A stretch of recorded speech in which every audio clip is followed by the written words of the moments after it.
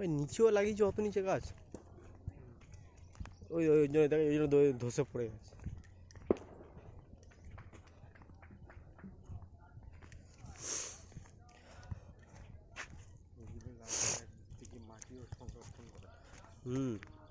গাছ থাকা মানে মাটিটাকে আঁকড়ে রাখা। আর হিসাব মতন এইসব বাউন্ডারি নদী বাঁধে বড় বড় গাছ লাগানো দরকার, বড়াই মাটিটাকে ধরে রাখবে, তাই না?